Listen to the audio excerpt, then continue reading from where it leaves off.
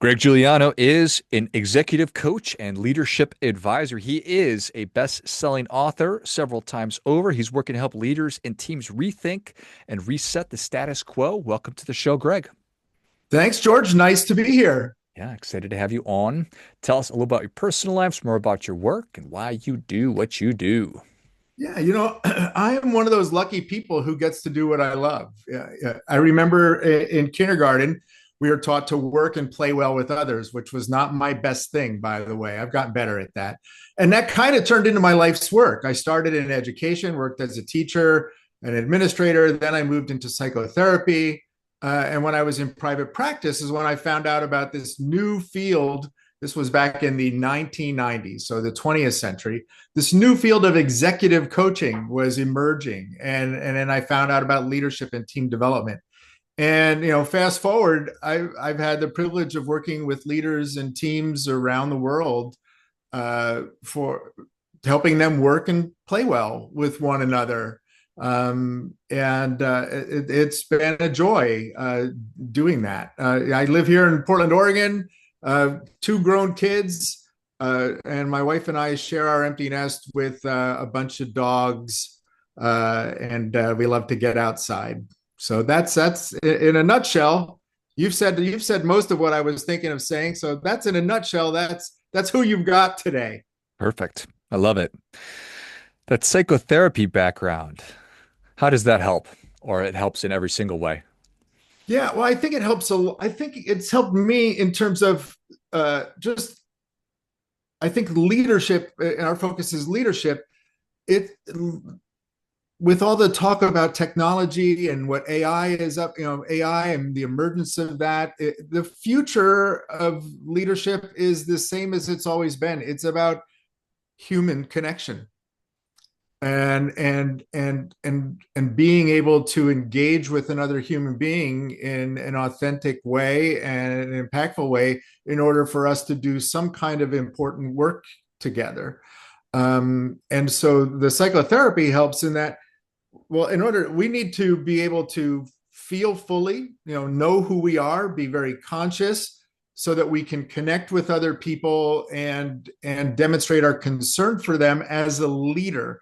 One of the things that I talk about in the most recent book, Coaching for a Change, is the need for us to make this shift from manager to coach. I think manager is a terrible word for to describe the work of taking care of and guiding a team. We manage tasks, we manage calendars, we manage time. People are people. People don't want to be managed. But coaching is the title of the book is Coaching for a Change, because I want leaders to try coaching for a change. Nobody likes being told what to do, but people are interested and excited by the prospect of being coached. So that's how I weave psychotherapy into it. It's about how do we connect with other people in order to help them be their best and achieve their best. Well, I think that that's a beautiful thing. How do we connect with other people to help them be and achieve their best? And that is more a role of a coach than it is a manager for sure. Yeah, the manager is just, what have you produced? What have you done for me lately? And I'll tell you what to do in order to, speed things along. My research and my experience is that type of command and control culture, right, is about reducing the anxiety of a handful of people at the top of the organization. And then it flows down. Here's what you need to do so that I don't become anxious, so that we don't, run the risk at the company. The problem is that, the statistics bear it out. Gallup, year after year after year, maybe 30% of people are fully engaged at work. Most of our change efforts, according to McKinsey, still fail. And it's because of the way that we think about leadership as a title or a position, and we're telling people what to do. It's driving lower engagement, and it means that we're less productive, and the organization isn't as effective as we want it to be. And that should be everyone's goal. It's our goal in working with organizations is how do we make your organization more effective? And I think that the results speak for themselves, that coaching people and to engage them and empower them and activate them is more effective than just telling people what to do all the time. And it sounds so obvious when you say it like that, Yeah. yet that's just not the way that it's done. Yeah. Well, and that's where when we are telling people what to do, and when that goes to the extreme, we're micromanaging people. Um, that's all anxiety driven. That's my anxiety as a person. If I don't tell you what to do and how to do it, something might go wrong, and then I'm going to get in trouble. And it's you're a grown person. You can't get in trouble.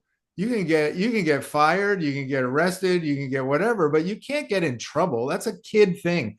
And so we need to start acting like grown-ups and be people with one another. And what I tell the leaders that I coach and the ones that we work with is your team doesn't work for you.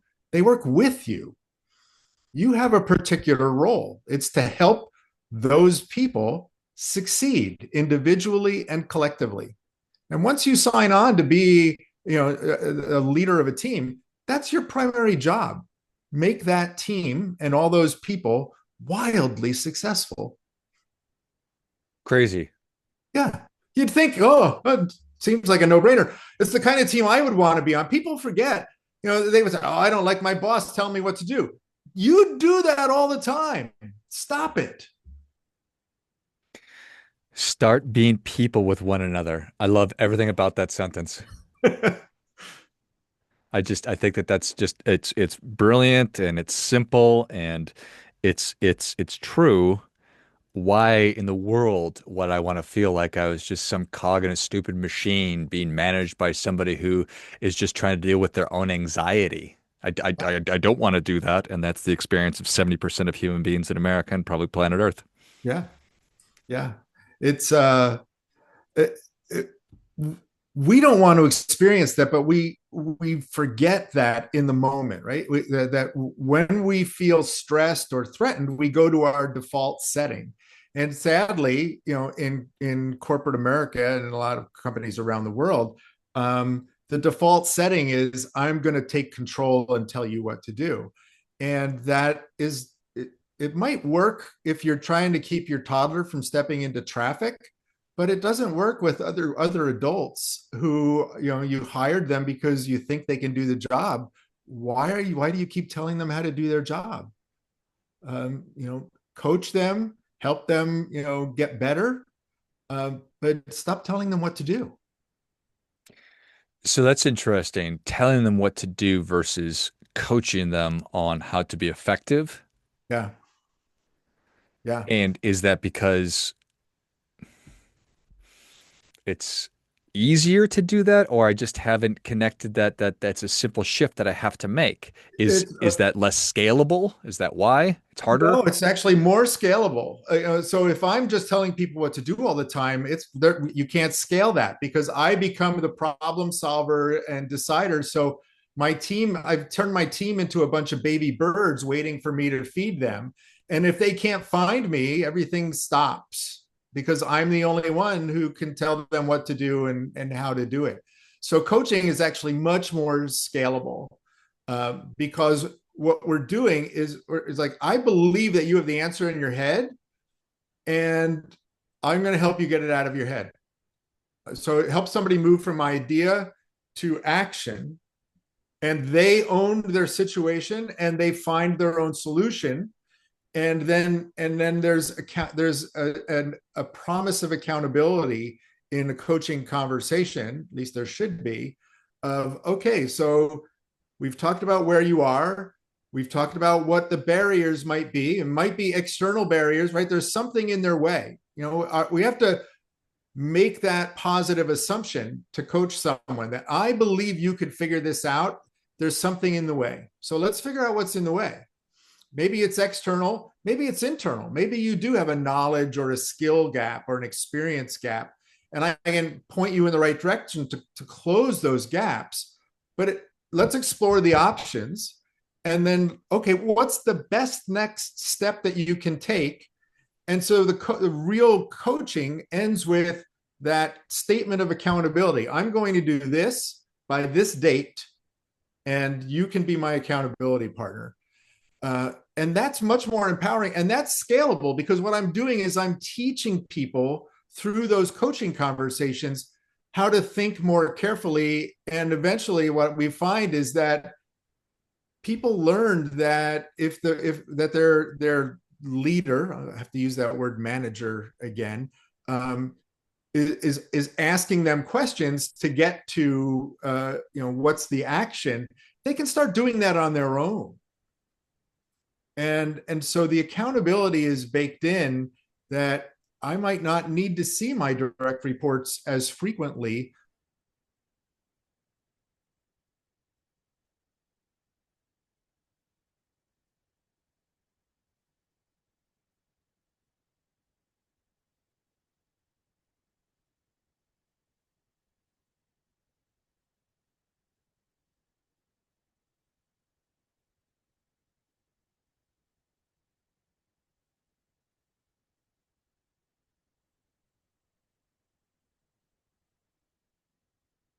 Everybody disappeared. Are We're, you there? we are back now. How about We're that? back. Technology's great when it works. I don't know what happened. I'm not sure what happened either, but here we are. We're back. We're All recording. right. It's all good. We cut off when we were talking about you might not need to see the direct reports as frequently. Yeah. So we find that when you are coaching versus telling, if you, let's say, and we work with a tool called the tactical action plan. It's a 90-day rolling plan that people use on a team, uh, that says these are the four things that I'm going to deliver this quarter. And then they have an agreement with their team leader. Okay, these are the four things. Cool. What do let me know if you need anything. And so we don't have to have the same cadence of one-on-ones with every member of the team, because every member of the team is different. So one of my team members might be newer and I need to see them every week. But one of my team members might be much more experienced, much more knowledgeable, and they need to see me maybe once a month, right? Or even less frequently. And then I'd have to manage my own anxiety about that.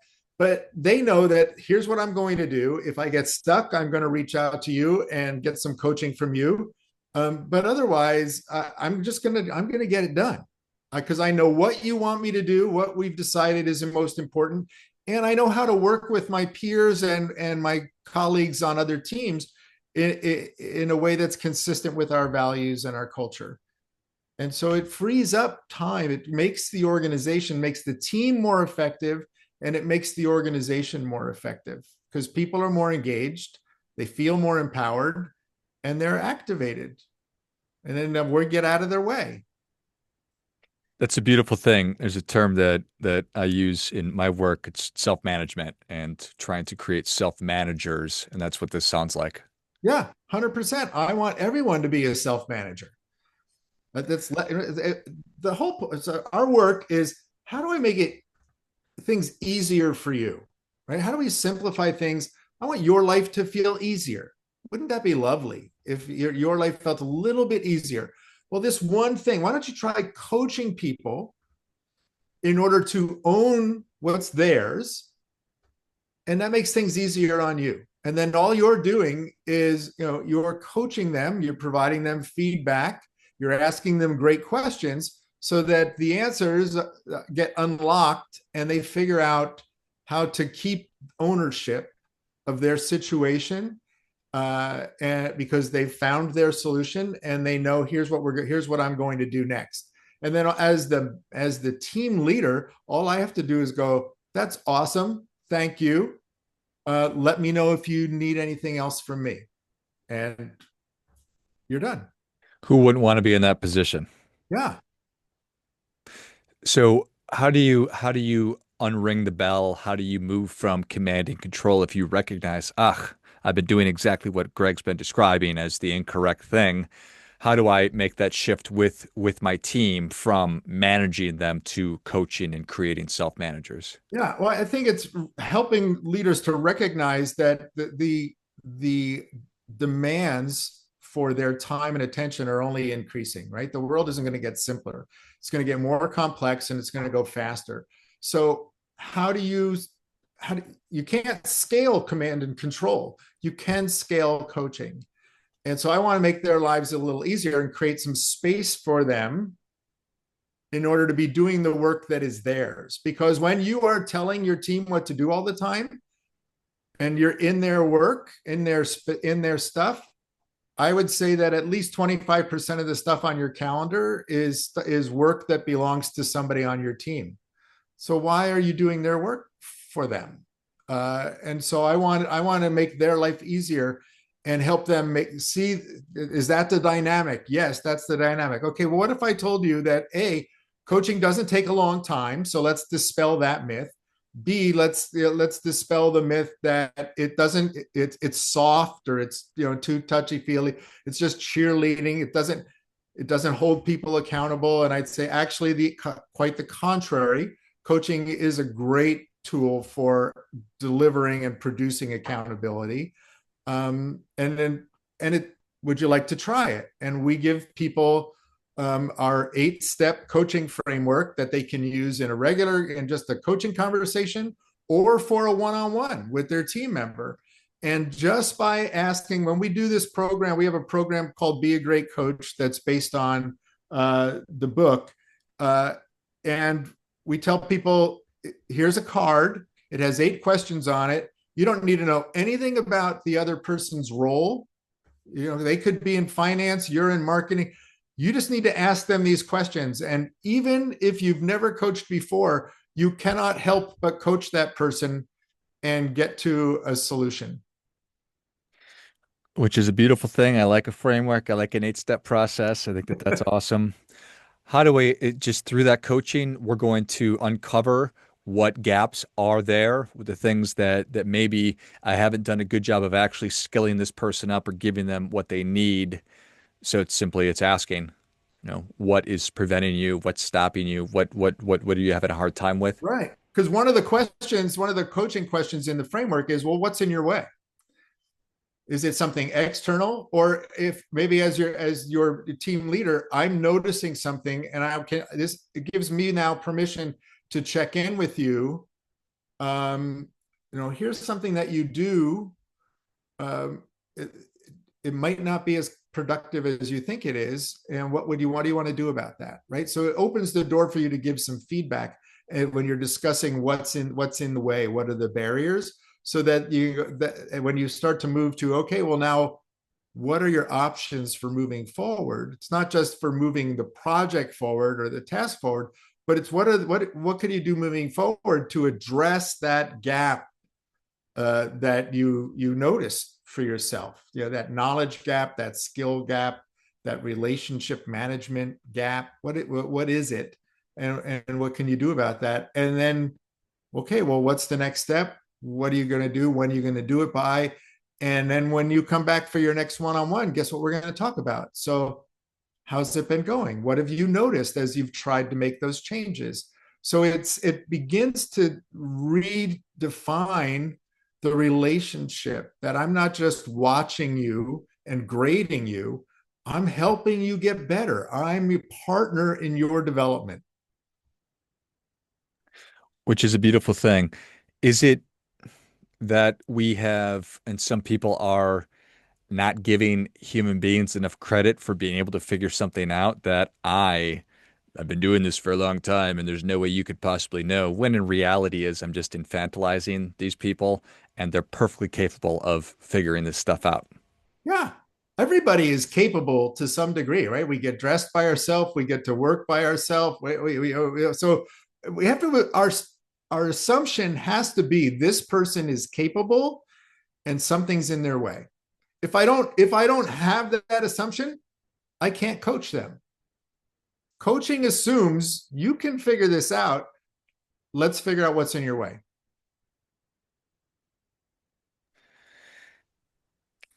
You're doing a really good job of taking complicated things and making them very simple. So thank you for I, that. that's, This person is capable. Something is in their way. Now, that's it. if I've done a poor job on selecting the person, then I need to select them out of the role and stop Right. trying Then it to. becomes on me, right? So if I'm coaching, I'm always taking in data of, is this person the right fit for the team? Do they have the knowledge and skill and experience to fully participate in this team?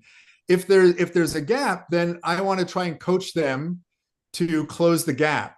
Some people don't want to close the gap, or they're unable to close the gap. And then the person's performance isn't the problem anymore. The problem is that I, as the team leader, I am not making the changes that I know need to be made to keep my team a high performing team.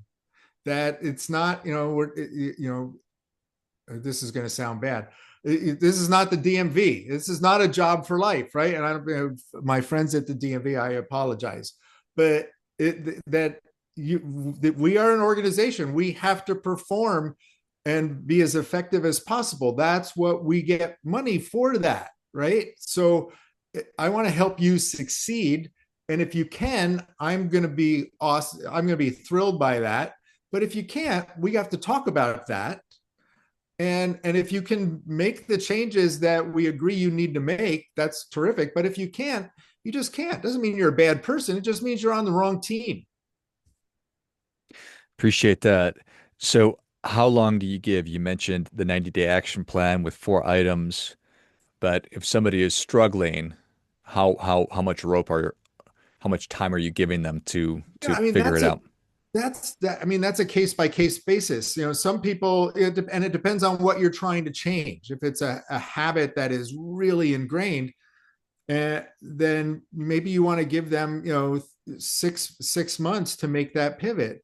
But some things, in 90 days, you should be able to see a change. And some things that are just, you just know. So if you in your gut have decided, you know what, I'm not going to invest any of my time and energy in helping this person to grow, then the kindest thing you can do is help that person find another team.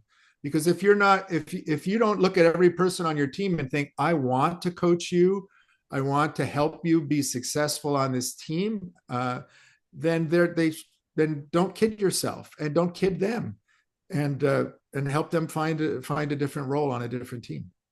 Just be grown-ups, be people together. Yeah, be people together. It's like, hey, yeah, this isn't working. I don't think it's working. What do you think? Yeah, but then people, a lot of other people get involved, and you know it gets messier. What kind of pushback do you get when you're presenting this philosophy, this program, this very, very straightforward approach to organizations? Yeah, I mean, the resistance is, I don't think this will work. Sometimes it's just, I don't like it. And that's easy. It's like, well, let's try it. Maybe you do like it, right? It's like, try this flavor. Then the next thing is, it'll never work. And then, well, give me 15 minutes. I'm going to prove to you that it works.